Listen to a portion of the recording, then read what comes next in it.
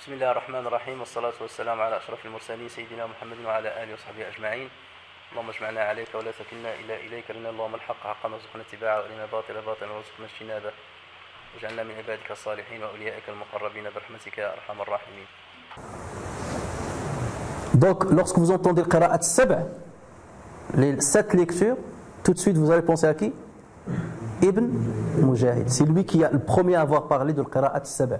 Et rappelez-vous, lorsqu'on a vu le cours d'avant, on a dit que certains lui en ont voulu de s'être limité à 7. Ils lui ont dit tu aurais pu faire 8, pour qu'il n'y ait pas d'ambiguïté entre les 7 lectures et les 7 ahruf. Ils lui ont dit, ou bien au moins, même s'il y en a 7, tu aurais pu dire 6, pour qu'il n'y ait pas cette ambiguïté. Parce que lorsqu'il a parlé de 7, alors qu'on avait 7 ahruf, les gens ont fait l'amalgame entre l'ahruf et le qira'at. La rédaction des ouvrages qui détaillaient ces 7 lectures s'est renforcée. Le plus notoire est le livre de At-Taysir fi al-Qira'ati as-Sab' de Abi Amr ad-Dani. Lui aussi, c'est une très très grande référence. Dans ce domaine-là, les noms qu'on va citer là, c'est les plus grands. C'est comme lorsque vous parlez de Bukhari, Muslim, Abu Daoud, Tirmidhi. Donc c'est exactement la même chose. Sauf que tous ceux qui vont venir après vont se baser sur le travail de Ibn Mujahid. Déjà, personne n'a remis en cause ce qu'a fait Ibn Mujahid. Et les 7 lectures qu'il a validées, personne ne les a remises en cause. Ceux qui ont fait autre chose, ils ont fait plus, ils ont rajouté plus. C'est comme par exemple le Bukhari. On va dire, bon, bien que le Bukhari, il y a certains qui ont remis en cause quelques hadiths, 3 ou 4 hadiths qu'il a authentifiés.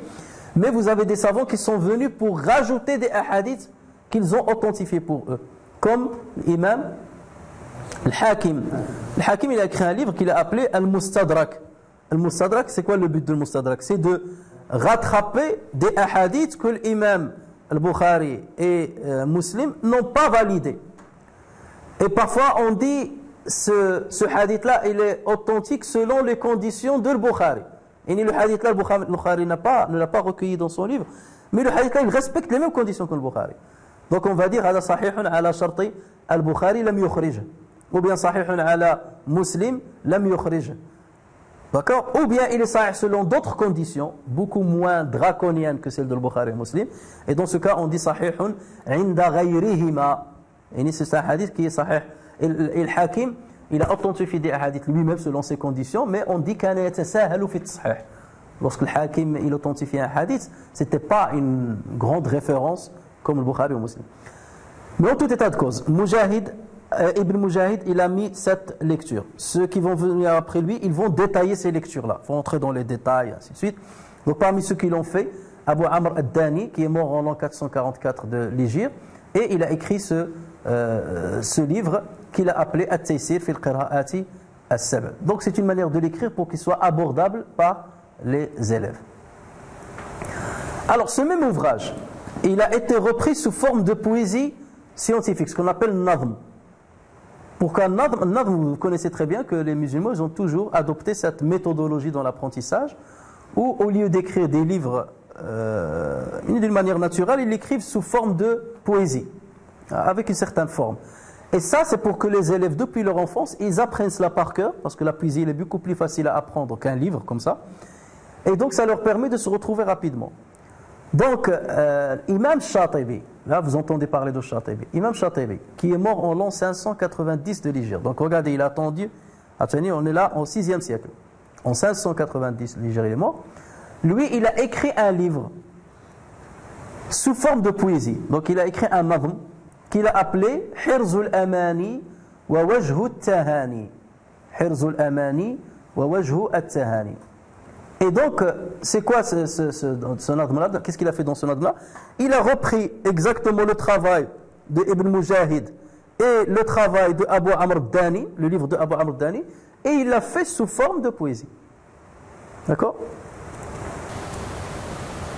Vous avez par exemple, il y a un cheikh qui s'appelle en Mauritanie, Allah rahmou,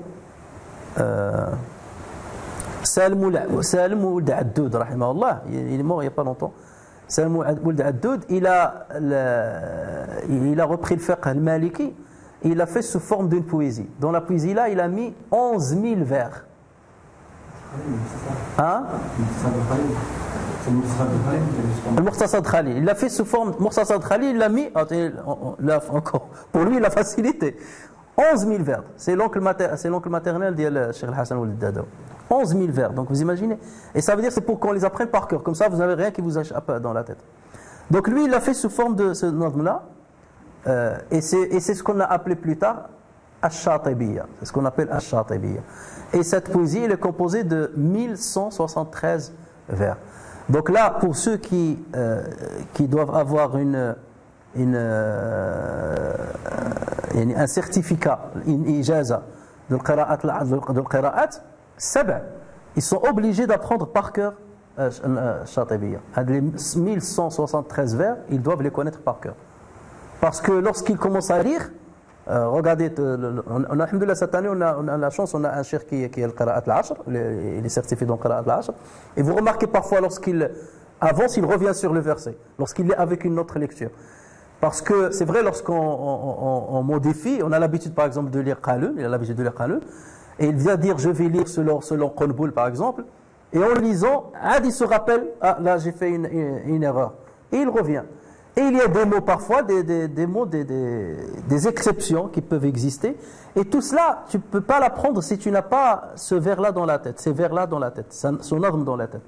En l'apprenant par cœur, donc il sait, dès qu'il arrive à ce verset-là, il se rappelle d'un vers, de cette poésie-là, qui dit, dans le verset un tel, voilà comment il faut dire et voilà comment il faut dire. D'accord ? C'est un référencement, mais tout est dans la tête. C'est pas je vais aller sur l'ordinateur. L'ordinateur, il est dans la tête, tout est dans la tête. C'est pour ça le travail des musulmans. Il n'y a pas de Coran qui sont écrits de la manière avec les transformations.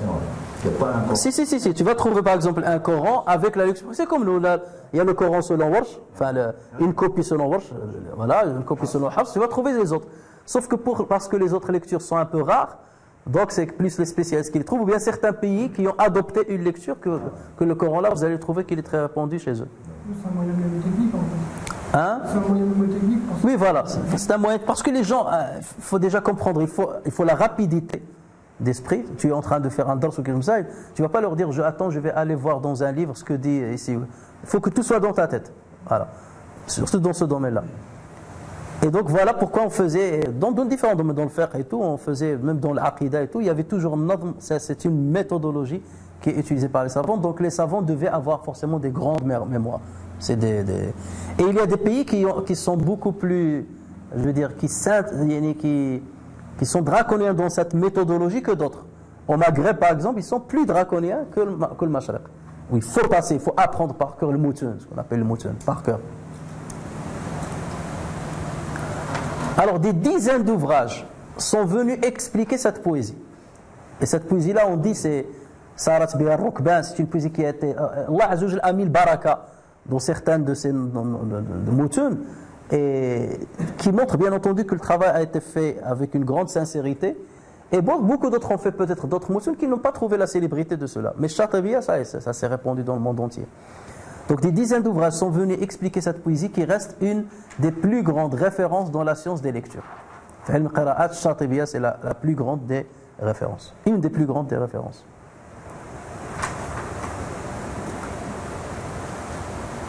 Alors maintenant, quelles sont les conditions exigibles pour accepter une lecture? À partir de quand on va dire cette lecture-là est valide ou là est authentique?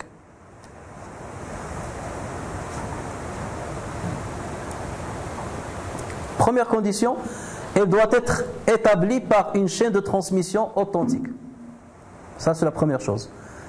Et non seulement une chaîne authentique, il faut que la chaîne soit mutawatira. Ça veut dire qu'il y ait énormément de personnes qui ont rapporté cette lecture sur énormément de personnes, qui l'ont rapporté sur énormément de personnes, jusqu'à compagnons qui l'ont rapporté du prophète sallallahu alayhi wa sallam, de sorte qu'on n'ait aucun doute sur la validité. C'est pour ça qu'on parle de l'qira'at al-mutawatira. Donc là, l'exigence elle est beaucoup plus forte que lorsqu'il s'agit du hadith. Les hadiths qui arrivent à tawatur ne sont pas très nombreux. Les hadiths où il y a tawatur, le degré de tawatur, Ça veut dire beaucoup de personnes qui l'ont rapporté sur beaucoup de personnes, jusqu'aux compagnons. Les hadiths-là, il doit y en avoir 500 à peu près.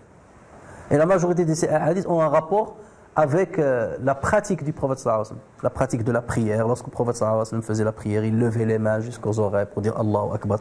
Donc c'est par rapport à la pratique, parce que beaucoup de compagnons ont vu faire et ils ont transmis ça à beaucoup de successeurs qui ont transmis ça à beaucoup de successeurs des successeurs. Donc à chaque étape, à chaque étage de la chaîne de transmission, tu trouves beaucoup de personnes.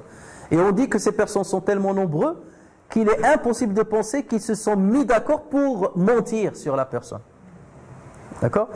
Si vous sortez d'ici et vous dites nous avons fait un cours sur l'histoire de l'qira'at. Imaginez parmi vous, est-ce que vous pouvez, avant de sortir d'ici, vous allez vous dire on va se réunir, un de vous il va dire écoutez, on va sortir et on va dire qu'on a fait un dars sur l'aqida. Est-ce que tout le monde de vous acceptera?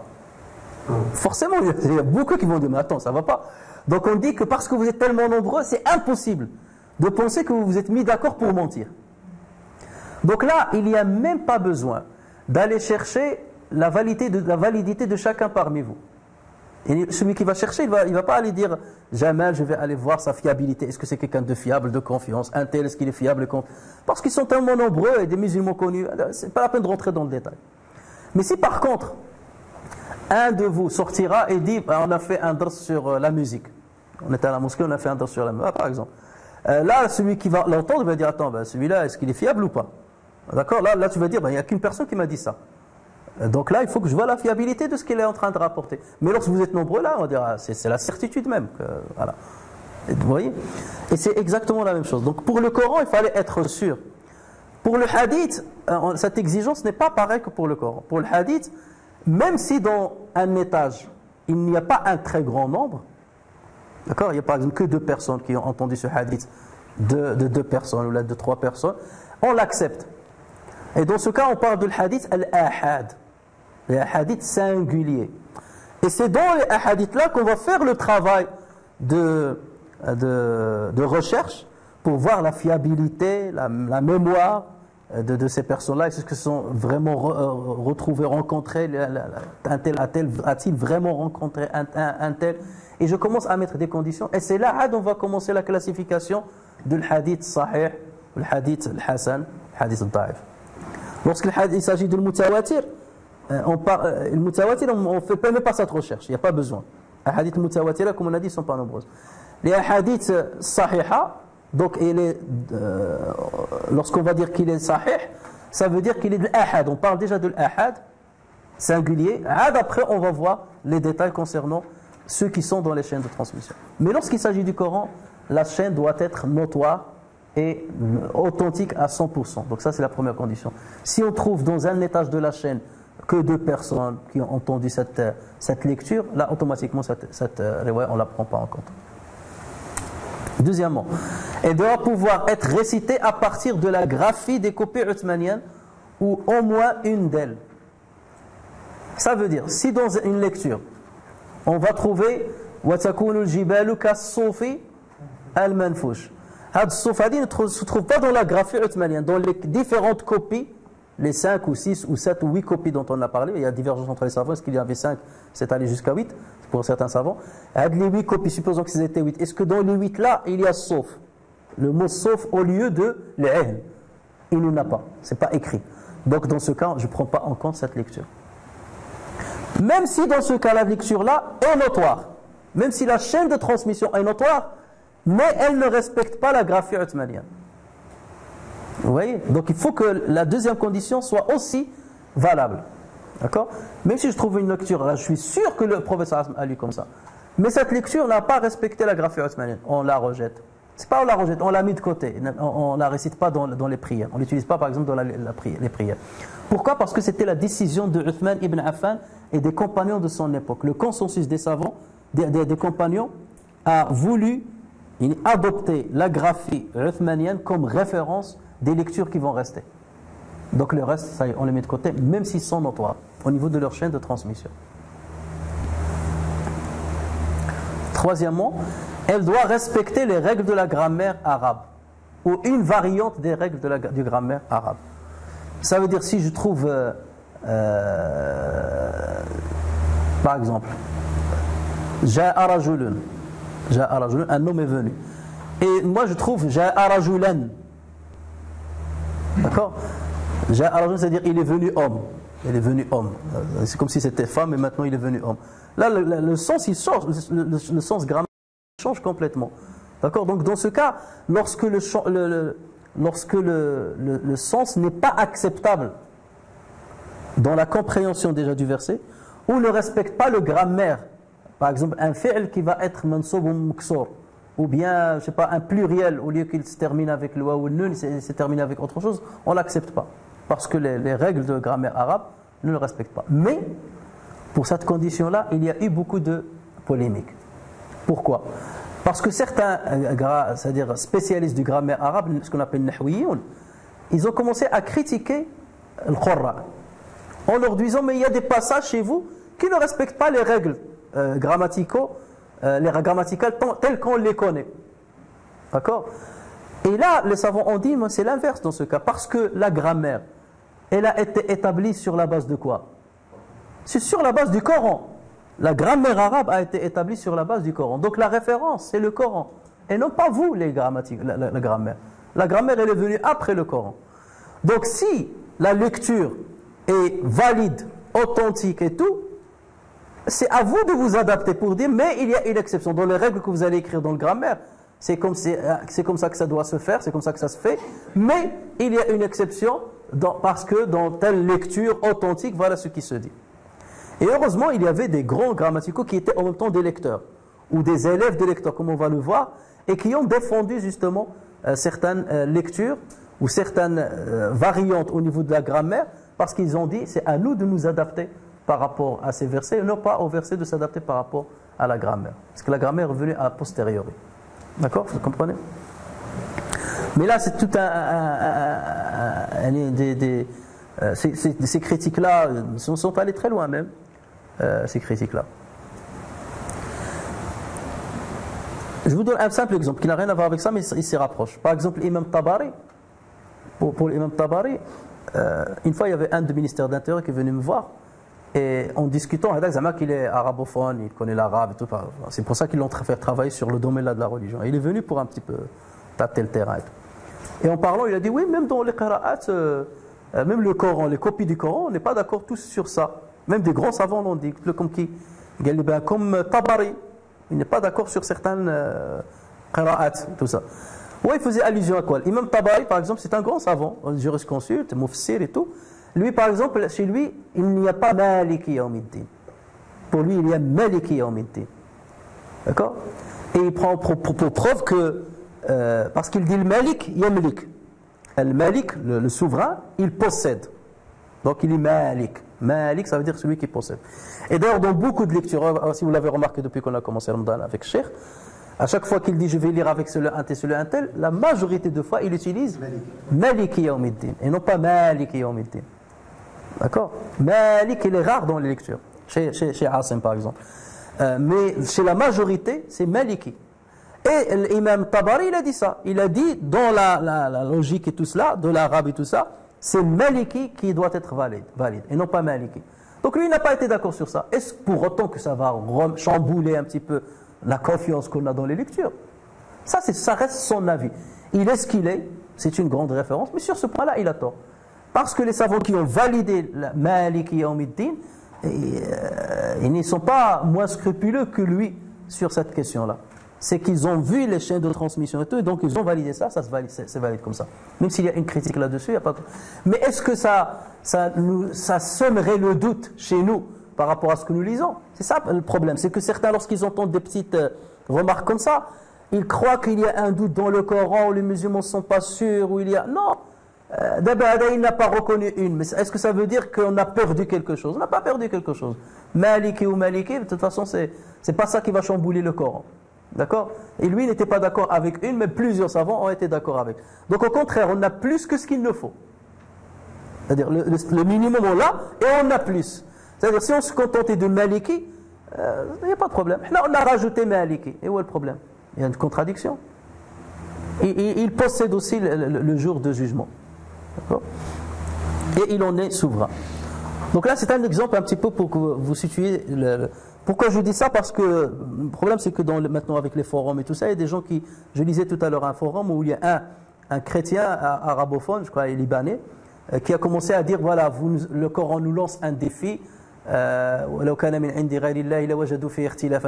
dit moi, j'ai trouvé beaucoup d'ortilaf dans le Coran. Et il a commencé à citer justement le qira'at. Il a dit il y a le Coran au Maghreb, voilà comment. Et je vais vous donner des exemples. Des dizaines d'exemples. Et il a commencé. Dans telle sourate, selon la qira'a d'un tel, on va dire فَلَا يَخَافُ عُقْبَهَا. Là, on va dire وَلَا يَخَافُ عُقْبَهَا. رَبُّنَا بَاعَدَ بَيْنَ أَسْفَارِنَا. رَبُّنَا بَاعَدَ بَيْنَ أَسْفَارِنَا. رَبَّنَا بَاعِدْ بَيْنَ أَسْفَارِنَا. Donc vous voyez les contradictions qu'il y a dans le Coran. Mais Adam Skin, là, au contraire, on lui dit ces variantes-là, ils montrent la grandeur du Coran, au contraire, et la richesse du Coran. Et ça, on le savait depuis que le prophète était vivant, et lui-même, il leur disait le Coran a été descendu selon cette variante. C'est pas un secret de polichinelle qu'on vient de découvrir au Kadadi. Depuis le début, on a dit voilà, il y a cette variante, voilà, c'est comme ça. Allez trouver maintenant des contradictions. C'est pas quelque chose qui est venu a posteriori, ou là qui est venu par le jihad d'être humain. Non, c'est venu comme ça, depuis Allah Azza wa Jal, Jibril, jusqu'au prophète sallallahu alayhi wa sallam et aux compagnons. Toute lecture qui ne respecte pas une de ces conditions est considérée comme une lecture marginale. Shadha, on l'appelle shadha. Il est interdit donc de lire avec, dans la prière, ou de croire qu'elle fait partie du Coran. Elles peuvent en revanche servir parfois dans l'exégèse du Coran. Et par exemple, dans Ahkam al-Qur'an de l'imam al-Qurtubi, ça c'est un livre d'exégèse très très intéressant. Le Qurtubi c'est un malikite et il est d'Andalousie. C'est un livre d'exégèse où il y a 22 volumes. Et lui, il s'intéresse beaucoup à ceci. Je me rappelle lorsque j'étais petit en lisant ce livre à chaque fois, mais lorsqu'il dit un tel a récité comme ça, un tel a récité comme ça, déjà nous, ça dans la tête lorsqu'on est enfant, on ne comprenait pas. Mais lui, il s'intéresse beaucoup à cela. Et on verra que lui aussi, c'est une référence dans les sciences de Tajwid. Et il les inclut et lorsqu'il fait l'exégèse, il dit ce verset-là, il a été lu comme ça, il y a une qira'a shadda qui dit comme ça, et après, au vu de tout cela, il commence l'exégèse, l'explication, le commentaire du verset. Et ça donne de la richesse au verset coranique. Plusieurs savants ont reproché à Ibn Mujahid de s'être limité à cette lecture, ça on l'a dit la dernière fois, alors qu'il y en avait d'autres qui respectaient les exigences citées. Mais Ibn Mujahid ne les a pas pris en compte, ces lectures-là. Il a fallu attendre l'arrivée d'un grand imam, d'un grand référent, c'est Ibn al-Jazari, Mohammed Ibn al-Jazari, rahimahullah, qui est mort en l'an 833 de l'Hégire, ça veut dire 5 siècles après Ibn Mujahid. Il a fallu attendre 5 siècles pour que cet illustre savant réussisse à convaincre de la validité de 3 autres lectures. Entre-temps, il y a des savants qui ont essayé de dire que cette lecture-là est valide. Mais leur parole n'a pas fait l'unanimité. Ils n'ont pas réussi à mettre le consensus sur leur avis. Mais parce que Ibn Jazari, c'est un grand spécialiste, un grand érudit, lui, lorsqu'il a dit il y a 3 autres lectures que vous avez laissées de côté, après ma recherche personnelle, ce sont des lectures authentiques, mutawatira. Il faut les rajouter au 7. Là, tout le monde est tombé d'accord avec lui. Parce que ce n'est pas n'importe qui, Ibn Jazari. Vous voyez ?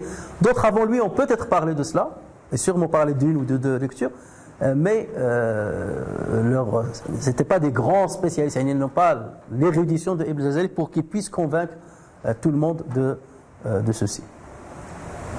Pour que nous, on vienne par exemple quelqu'un au degré de le Bukhari. Et imaginez maintenant, on a un savant qui va venir et qui va authentifier des hadiths et dire le hadith authentique, et nous on va dire l'authentification de ce savant est au même degré que l'authentification de Bukhari. Jusqu'à maintenant, on n'a pas ça. Le Hakim, il authentifie, mais on dit oui, mais le Hakim, et il est un peu moins que Kada. Tirmidhi dit hadith sahih, hasan sahih, oui, mais Al-Albani, oui, mais Al-Albani, lui-même, il se contredit parfois sur certains hadiths. Mais on n'a pas encore, même si on fait de la publicité parfois pour certains savants, on veut les faire paraître comme voilà, une mutation qui vient d'apparaître dans l'histoire de l'Adha et au même degré que le Bukhari. Non. Avec tout le respect qu'on doit par exemple à Al-Albani, par exemple, qui est une grande référence, mais jamais il n'arrivera au degré de Bukhari. Et pour dire Albani a authentifié le hadith, et dans ton esprit, c'est comme si le Bukhari en a parlé. Non, c'est pas pareil. C'est pas pareil. Là, lorsqu'on parle de Ibn Jazari, c'est comme Ibn Mujahid, le même niveau de science. Donc là, il a mis tout le monde autour de lui, il a mis tout le monde en accord avec lui. Donc il a rajouté 3 autres lectures. Et là, il a rédigé une poésie par un ordre qu'il a intitulé Ad-Durra. Le titre complet, c'est Ad-Durra al-Mudi'a fi al-qira'ati al-thalathi al-mutammimati lil-ashara. Ad-Durra al-Mudi'a fi al-qira'ati al-thalathi al-mutammimati lil-ashara. Ad-Durra, c'est celle qui donne de la lumière, al-Mudi'a, qui illumine, dans les 3 lectures qui complètent 10. Qui complètent 10. Et donc dans cette poésie-là, donc lorsque quelqu'un te dit j'ai appris Shatibiya, donc Shatibiya ne suffit pas. Shatibiya te permet d'apprendre les 7 lectures. C'est comme ça qu'on commence toujours, on commence par les 7. Et ensuite il te dit et j'ai rajouté Durra. Une fois il rajoute Durra, donc là il a maîtrisé les 10. Donc cette poésie-là, il détaille les 3 lectures supplémentaires que Ibn Jazari a validées. Ensuite, il a rédigé un fameux ouvrage, un nouveau. Regardez le travail des gens là. Lorsqu'on parle de savant, il faut se rendre compte de ce que c'est qu'un savant. Pour dire, Hada, c'est un grand savant. C'est en lisant, en voyant l'effort qu'ils ont fourni, vous pouvez faire la distinction entre les gens. C'est pas parce que quelqu'un mémorise bien ou parle bien, on dit c'est un très grand savant. Non, vous l'avez écrit des petits livres là. Alors, c'est des choses qui ont révolutionné l'histoire de la spécialité là. Donc là, il a écrit un ouvrage qu'il a appelé An-Nashr fil qira'ati al-Ashr. An-Nashr fil qira'ati al-Ashr, dans lequel il a repris les 10 lectures notoires avec des variantes qui n'ont pas été référencées par Shatibi. Là, il a fait encore plus que Shatibi. Il a rajouté d'autres variantes que Shatibi n'a pas pris en compte dans Shatibiya. Donc lorsque quelqu'un te dit j'ai appris Nashr fil qira'at, je maîtrise maintenant Nashr fil qira'at al-Ashr, donc là c'est le summum. C'est le summum. Donc il y a Shatibiya, ensuite on rajoute Durra, et ensuite on passe à An-Nashr. Et d'ailleurs parfois on va dire selon Shatibiya, et parfois on dit selon selon Tayyibat al-Nashr. C'est pas An-Nashr. Tayyibat al-Nashr on va voir. C'est que selon Tayyibat al-Nashr. Alors par exemple, quelles sont les variantes qu'il a rajoutées par rapport à Shatibi? Shatibi dit que Asim allongeait al-Munfasil. Par exemple, Ya ayyuha alladhina amanu. Donc pour Shatibi, il dit qu'Asim il allongeait al-Munfasil. Ya ayyuha alladhina amanu. Donc c'est ça ce que dit Shatibi. Al-Jazari a assuré qu'Asim avait un autre choix, qui est celui de ne pas l'allonger, de dire Ya ayyuhalladhina amanu. Et c'est pour ça que nous, par exemple, ce qu'on lisait tout à l'heure après l'Asr, le mad al-munfasil, on ne l'allonge pas. Par exemple, Ha'ula'i, nous on la lit Ha'ula'i, on prolonge la deuxième. Pourquoi? Parce que c'est un prolongement obligatoire. Mais celui de Ha, a un mad munfasil, parce que Ha, harfun nida. Oula'i, c'est un autre mot, même s'il est écrit en un seul mot, mais en fait c'est 2 mots distincts. Donc le med qui est munfasil, on ne le prolonge pas. Pourquoi on lit comme ça? C'est parce que c'est l'imam Ibn Jazari qui l'a dit dans son livre.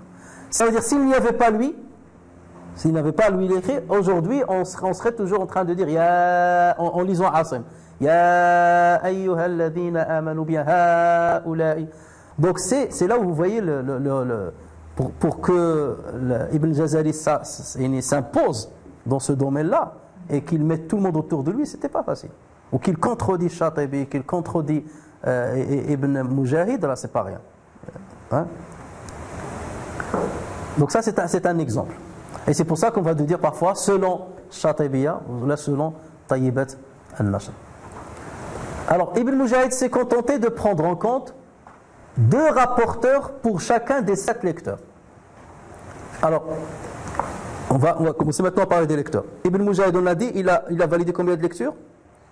7 lectures. Ces lectures-là, pour leur donner une identité, leur donner un intitulé, il va pas, parce que ce sont toutes les lectures du prophète sallallahu alayhi wa sallam. il fallait pour les distinguer, il fallait leur donner un titre. Donc c'était quoi le titre qu'on allait leur donner? C'est le nom des savants qui les ont le plus réunis et enseignés. D'accord? Donc on va dire Qira'atu Asim. C'est qui Asim? C'est un savant qui a lu avec cette lecture-là le plus, qui l'a enseigné, qui lui a mis les règles et ainsi de suite. Est-ce que ça veut dire que c'est Asim qui l'a imaginé? Non, lui il n'a fait que rapporter de quelqu'un d'autre, qui lui-même a rapporté d'un compagnon. Mais parce que c'était lui qui était un Cheikh al-Muqri'in, c'est-à-dire le Cheikh de Muqri'in dans son pays, une grande référence, et il avait beaucoup d'élèves, et que c'était lui qui avait mis les règles pour cette lecture-là, donc on va lui donner le titre, enfin du nom, on va lui donner un titre qui correspond au nom de celui qui l'a quelque part catalogué, lui a mis des règles et ainsi de suite. Mais sinon la lecture elle revient au prophète sallallahu alayhi wa sallam directement. Hein. Donc lui, l'imam Ibn Mujahid, pour chaque lecteur, les 7 lecteurs qu'il a pris, il prenait en compte 2 rapporteurs. C'est quoi 2 rapporteurs? Tu as un savant, donc c'est lui le muqri', d'accord? Il a plusieurs élèves, des dizaines d'élèves. Parmi ces élèves, il y a certains qui vont être beaucoup plus brillants que d'autres. Parce que c'est pas parce que tu es élève de quelqu'un que tu es brillant. Quelqu'un qui te dit « Cheikh Ben Baz ». Et alors, c'est pas pour autant que tu es devenu un maître. Beaucoup, ils se targuent hein, quelque part. Non, n'importe quel prof a beaucoup d'élèves et il y a des nuls, il y a des bons. C'est comme à l'école, on passe les examens, et certains réussissent, certains ne réussissent pas. Voilà, donc c'est pas parce que tu es élève d'un tel. Donc pareil, chez le Qurra, il y avait beaucoup d'élèves, mais ceux qui sortent du lot et qui deviennent des vrais spécialistes dans la matière, c'était peu. Ou bien on choisissait le meilleur. Donc Ibn Mujahid, lui, il choisissait 2. Pour chaque lecteur, il choisissait 2 référents, 2 de ses élèves. D'accord? Donc ça veut dire que lorsqu'il va rapporter 7 lectures, des 7 lecteurs, combien chaque lecteur va avoir de rapporteurs? De rawi? Il va avoir 2. Donc combien on va avoir de lectures? 14 chez Ibn Mujahid. Ce choix a été suivi par les savants qui sont venus après lui. Tout le monde a choisi cela. D'accord?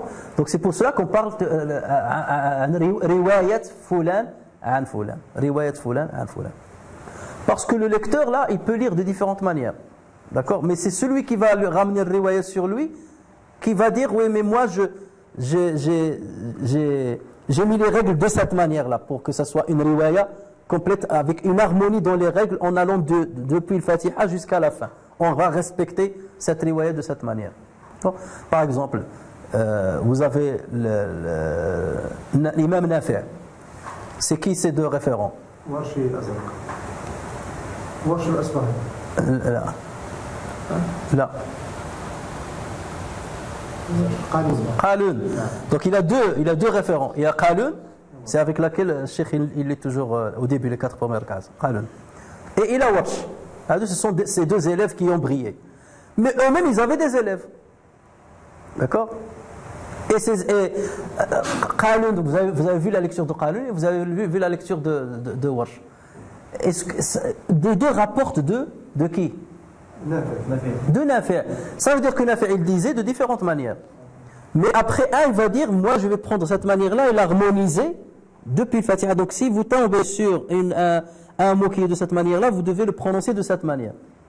Et Warsh il va dire non, si vous le prenez par exemple yu'minu, il dit yu'minu avec l'hamza. Ça veut dire que Nafi' il a lu yu'minu. Donc lui il va dire on va adopter cette règle jusqu'à la fin.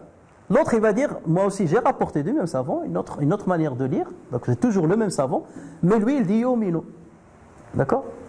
Et dans yomino, ou amanu, par exemple, ya ayyuhalladhina amanu. Ou bien il a lu aussi ya ayyuhalladhina amanu, avec le med. Lui-même, il faisait comme ça, là. Mais eux, ils vont dire, pour qu'il y ait une harmonie depuis le début jusqu'à la fin du Coran, on va la dire selon seulement cette méthode. Mais nous, on l'a rapporté de ce savant-là. D'accord? Et c'est là où tu vois la différence. Alors maintenant, commençons à détailler. Les 7 lectures notoires validées par Ibn Mujahid sont celles-ci.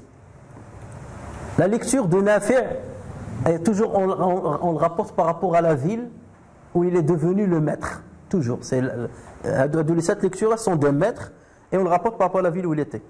Donc on l'appelle Nafi' al-Madani. Ça veut dire qu'il était à Oussa, à Médine. Et c'est pas pour rien que nous on lit selon Warsh, enfin le Maghreb il lit Warsh al-Nafi' parce que c'est à Médine qu'il y avait l'imam Malik qui était l'élève de l'imam Nafi'. Malik c'est l'élève de l'imam Nafi' dans les lectures. Et Nafi' il venait chez l'imam Malik pour apprendre de lui le fiqh.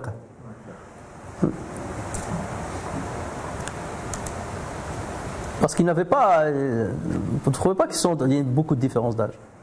Alors l'imam Nafi' al-Madani, lui, il a appris de plus de 70 successeurs. Donc vous voyez bien que c'est pas plus de 70. Il va chez eux, il fait le khatm du Coran complet. Chez celui-là, chez celui-là, chez celui-là. C'est pour vous montrer le travail, c'est pas pour rien qu'on les a choisis. Plus de 70 successeurs. Parmi lesquels Az-Zuhri, Abdurrahman ibn al-Qasim, c'est un grand jurisconsulte aussi. Az-Zuhri aussi, pareil, bien entendu. Et Az-Zuhri lui-même, c'est le prof de l'imam Malik. Et en même temps, il était prof de Nafi'. Il est un référent dans le hadith. Donc, à l'époque, comme j'ai dit, il n'y avait pas de spécialité. Ils avaient tout. Ibn Hormuz, Al-A'raj. Eux-mêmes, les trois-là, on n'a cité que trois, eux-mêmes ont appris de Abu Huraira et de Ibn Abbas et de Abdullah ibn Ayyash. Donc, tous les trois-là sont des compagnons. Et ces compagnons, ces trois-là, ont appris de Ubay ibn Ka'b. Parce que ça reste lui la référence. Et vous allez voir toujours que dans les chaînes de transmission, on revient toujours à Ubay ibn Ka'b, ou on revient à Abdullah ibn Mas'ud, et parfois on revient à Uthman et à Ali ibn Abi Talib, qui eux-mêmes ils apprenaient chez ces référents-là. Même Uthman ibn Affan, il est dans la chaîne de transmission, c'était un grand lecteur, et Ali ibn Abi Talib. Donc vous voyez que la chaîne de transmission, elle n'est pas coupée, et que dans chaque étage, il y a plusieurs personnalités. Donc lui, par exemple, il a pris de 70 lecteurs. 70, donc forcément, il dit pas n'importe quoi. Il a été contrôlé par 70 successeurs qui eux-mêmes ont rapporté sur beaucoup de grands successeurs comme Zuhri, Abdurrahman, qui eux-mêmes. Donc vous voyez combien de personnes dans chaque... Nous, on donne seulement des bribes comme ça pour qu'on comprenne, mais ceux qui ont fait le travail, alors il va te ramener la liste exhaustive de ceux à qui il a appris. Parce qu'il va faire un travail de détective. Lui, ce qui l'intéresse, ce n'est pas la lecture elle-même. Lorsqu'il va authentifier, la lecture, on va la laisser pour tout à l'heure. Mais d'abord, la chaîne de transmission, c'est de qui il a appris. Et il faut ramener les témoignages. Qu'il a étudié, c'est un tel, de telle année à telle année, il était chez celui-là, il a récité sur lui, ou il l'a rencontré à la Mecque, ou à Médine, il a récité sur lui, on a des témoins. Il faut trouver des témoins et tout, pour valider qu'il a bien appris de ces gens-là. Alors, Nafi', c'était quelqu'un de noir, il était noir. Et il a lu à Médine pendant plus de 70 ans. Plus de 70 ans. Il était la référence de lecture à Médine.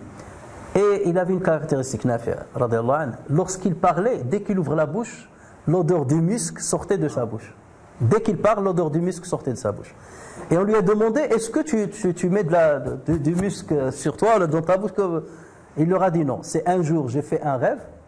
Et j'ai vu le prophète sallallahu qui est venu chez moi et qui a lu le Coran dans ma bouche.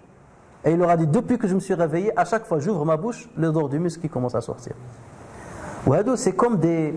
Oui, si on pouvait faire un cours rien que sur les choses, le karamat qu'avaient ces gens-là. C'est pour qu'Allah Azza wa Jalla nous dise, ce sont les bons. Ce sont les bons. Il y a même parmi eux, lorsque j'ai préparé leur sira, parmi eux, il y a un qui était mort et on a vu entre sa barbe, lorsqu'on le lavait, entre la barbe et le cœur, il y avait comme une page d'un parchemin sur son thorax du Coran, où le Coran était inscrit. On la voit comme par transparence, comme ça dans son thorax. Les gens qui l'ont lavé, ils ont vu ça. Tout ça, c'est pour vous dire, Dieu leur donne des signes qu'ils sont les bonnes références. Donc on ne choisissait pas n'importe qui. Lui-même, ou bien de lui, ont appris l'imam Malik. Al-Asma'i. Asma'i, vous connaissez, c'est une des plus grandes références au niveau de la littérature arabe. Asma'i. Al-Layth ibn Sa'd, c'est un grand jurisconsulte. Donc eux, ils ont appris de l'imam Nafi'. Et même Ahmed ibn Hanbal, on lui a dit, quelle est la meilleure lecture que tu aimes? Il leur a dit, c'est la lecture de Médine, de l'imam Nafi'. Et ils lui ont dit, et celle qui vient juste après? Il a dit celle de Asim. Même Ahmed ibn Hanbal, il dit, la meilleure que j'aime, c'est celle de Médine, il y a Nafi'. Et donc l'imam Malik, parce qu'il était son élève, il l'enseignait aussi, ou il encourageait ses élèves d'aller chez son prof, chez Nafi'. Et c'est comme ça que cette lecture-là a été rapportée au Maghreb. Yahya ibn Yahya al-Laythi, c'est un grand savant andalou, il est venu pour étudier à Médine, auprès de l'imam Malik. Et d'ailleurs, il y a une histoire qui est arrivée avec lui, l'imam Malik, parce que l'imam Malik, il était en train d'enseigner, et lui, il était là, et il l'appelait l'aqil, le sage, le raisonné. Et un jour, des gens ont ramené un éléphant à Médine. Et là, les gens, ils ont commencé, il y a un éléphant dans le cours. Et pendant ce temps-là, l'imam Malik est en train de parler. Et tout le monde a commencé à se faufiler. Il y a un éléphant. Ils n'ont jamais vu l'éléphant dans leur vie. Il y a un éléphant qui est venu, un éléphant. Et tout le monde a commencé à sortir. Tout le monde est sorti. L'imam Malik s'est retrouvé qu'avec Yahya ibn Yahya, qui est resté assis. Et l'imam Malik dit, vous n'avez pas d'éléphant, vous avez des éléphants en Andalousie? Dis-le non, parce que c'est pas là-bas qu'on trouve les éléphants. Et imagine, ils n'ont jamais vu de leur vie. C'est des gens qui n'ont jamais vu de leur vie ce que c'est qu'ils l'entendaient parler. Et en plus dans le Coran, Ashabul fil ou kada, c'est une fois dans la vie. Ça peut leur arriver. Il lui a dit, vous avez des éléphants chez vous? Il a été étonné.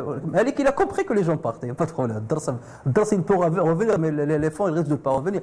Il lui a dit, vous avez des éléphants chez vous? Il lui a dit non. Il lui a dit, pourquoi tu n'es pas sorti comme tes pères pour voir l'éléphant? Je ne suis pas venu depuis l'Andalousie jusqu'ici pour voir l'éléphant. C'est pour m'asseoir à côté de toi. Et depuis, il l'appelait l'aqil. Aïna l'aqil, aqil al-Andalus. Et lui, donc en même temps, parce qu'il est venu là-bas, il en profitait pour prendre aussi le qira'a chez Imam Nafi'. Lorsqu'il est revenu en Andalousie, c'était une grande référence, il enseignait le fiqh de Malik et il enseignait le qira'a de Nafi'. Alors qu'il y avait avant lui le fiqh de l'Awza'i.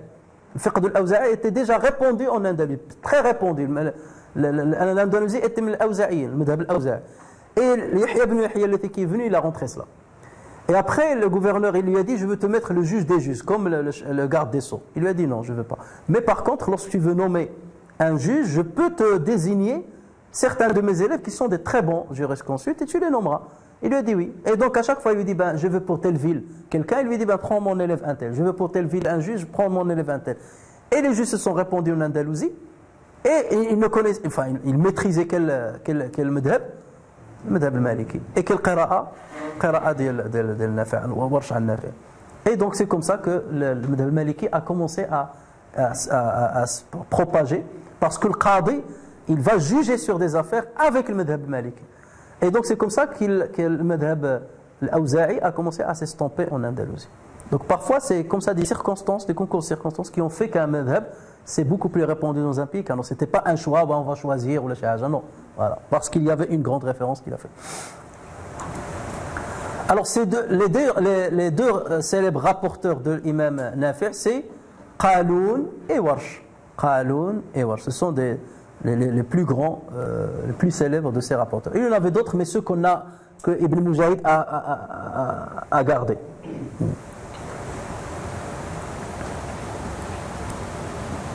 Alors, là je détaille, je ne vais pas détailler pour le reste, parce que ce sont des noms qui nous interpellent.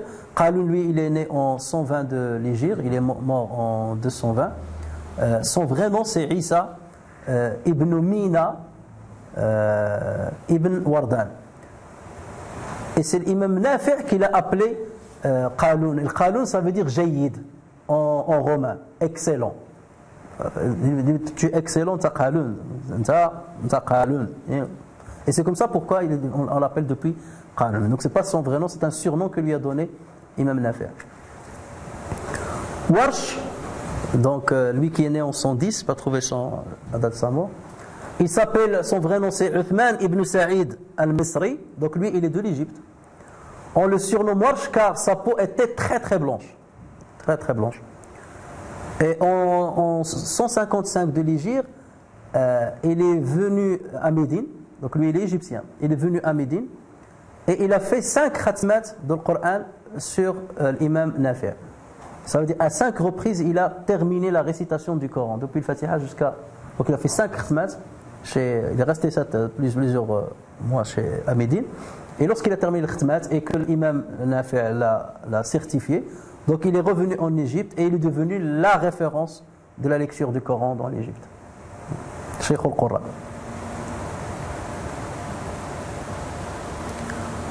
Le deuxième c'est Ibn Kathir al-Makki. Donc là, Ibn Kathir de Mecca. Ça n'a rien à voir avec Ibn Kathir de l'Bidaya ou Nihaya, le 7e, 8e siècle. Donc c'est un élève de Ibn Taymiyyah. Lui, il est né en l'an 45 de l'Hégire et il est mort en l'an 120 de l'Hégire. Il a rencontré des compagnons, c'est un tabi'i, il a rencontré des compagnons comme Anas ibn Malik, le valet du prophète sallallahu alayhi wa sallam. Il a retrouvé aussi Abdullah ibn Zubayr. Abdullah ibn Zubayr, on l'appelle, il fait partie des petits compagnons. Et certains le considèrent comme le 5e calife. Et comme vous le savez, il a été tué dans une... il a été tué par le Hajjaj. Donc il y avait un combat entre lui et le Hajjaj ibn Yusuf Thaqafi. Et c'est là où on a jeté le Hajjaj, il a attaqué le Kaaba avec le manjaniq, avec les catapultes. Et il a détruit une page. Et il a détruit le Kaaba. Les musulmans, ce qu'ils ont fait, c'est salih. C'est pour ça il faut étudier. Il y avait des bonnes choses, mais il y avait aussi des choses catastrophiques chez certains, comme tout partout. Il a appris de Abdullah ibn Sa'ib, donc voilà ses maîtres au niveau de la lecture. Abdullah ibn Sa'ib, Dirbas, Mawla ibn Abbas. Dirbas c'était aussi un valet d'Ibn Abbas. Et Mujahid ibn Jabr. Mujahid, lui, on a dit que c'était une référence de. C'était un élève aussi d'Ibn Abbas et une référence dans l'exégèse du Coran. Donc c'est d'eux qu'il a appris la lecture coranique. Alors si vous prenez Ibn Sa'ib, lui il a appris de Ubay ibn Ka'b et de Omar ibn Khattab, le Coran. Mujahid, lui, il a appris de Ibn Sa'ib. Donc c'était... donc en même temps, Ibn Sa'ib était prof aussi de Mujahid. Et il a appris de Ibn Abbas. Et Dirbas a appris de Ibn Abbas. Et ce dernier a appris de Ubay ibn Ka'b et de Zayd ibn Thabit. Donc vous trouvez toujours les références là. Zayd ibn Thabit, Ubay ibn Ka'b, Abdullah ibn Mas'ud. D'accord. Donc c'est le Sahaba. On بعد تتقى التابعين وتتابع التابعين.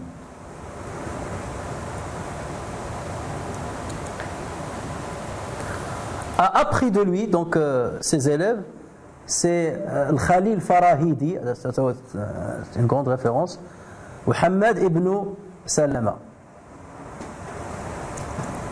Mais ces deux rapporteurs les plus célèbres, parmi ces élèves les plus célèbres qui ont été pris en compte comme rapporteurs,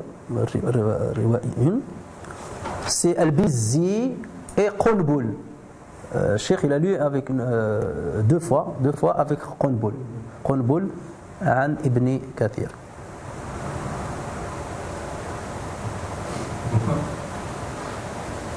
Pourquoi on l'appelait Qunbul? Parce que il venait d'une tribu qu'on appelle Al-Qanabila. Al-Qanabila, c'est comme ça qu'on l'a fait. احنا دابا هذوك اللي تيكذبوا داكشي تيقول لك تيقنبل. نو هذا سا تري بي صافي القنابله دونك اون ابلي القنبل. هذا اللي كيقرب للباب. الباب قرب قنبل.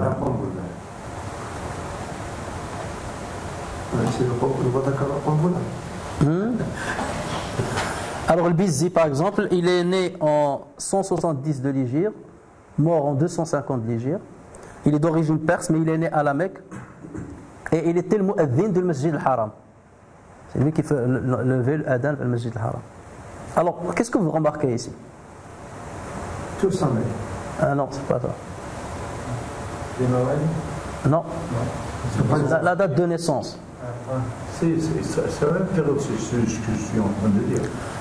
Non, c'est pas l'élève direct de Ibn Kathir. Ibn Kathir, il est mort en 120 de l'Hégire. Et lui, il est né en 170. Donc faites attention, lorsque vous entendez que le rapporteur n'est pas forcément l'élève direct. N'est pas forcément l'élève direct de l'Qari. Il peut être l'élève de son élève. Mais parce que lui, il a fait un effort énorme, il a structuré et tout, peut-être que les élèves directs de Ibn Kathir n'ont pas structuré, ils ont rapporté comme ça en vrac. D'accord? Donc vous allez trouver l'élève de l'élève d'un des élèves ou de plusieurs élèves de Ibn Kathir. Mais parce que c'est lui qui a structuré cette lecture pour mettre les règles, si tu viens là, tu vas lire comme ça, si tu viens, il l'a structuré, les autres n'ont pas forcément écrit des choses. Donc on ne les a pas pris en compte. Ils les ont peut-être transmis par voie orale. mais lui parce qu'il a structuré, il a écrit tout ça, donc il a été pris comme référent. Donc Al-Rawi n'est pas obligatoirement l'élève direct, il n'a pas rencontré forcément directement de son maître.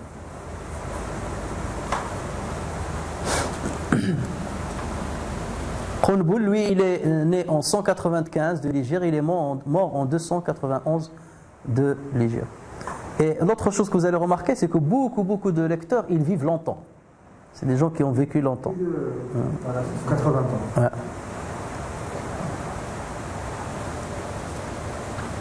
Ouais. Par exemple, Qunbul, il a vécu combien? 96. Là, Qalun. 1 siècle. 100 ans. Ouais, de 120 de l'Hégire jusqu'à 220 de l'Hégire. 1 siècle il a vécu. C'est pour ça qu'ils sont devenus saïnis, ils ont fait beaucoup de travail, parce que ça demande beaucoup de travail. L'âge, et même le hadith, on dit, pour qu'on devienne un grand muhaddith, il faut de l'âge.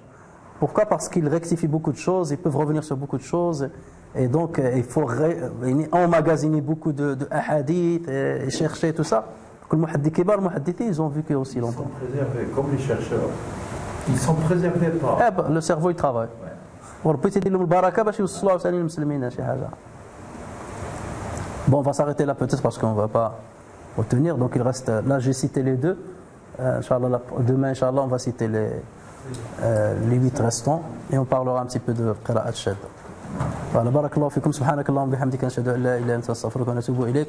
Subhana rabbika rabbil izzati amma yasifun, wa salamun ala al mursalin, walhamdulillahi rabbil alamin.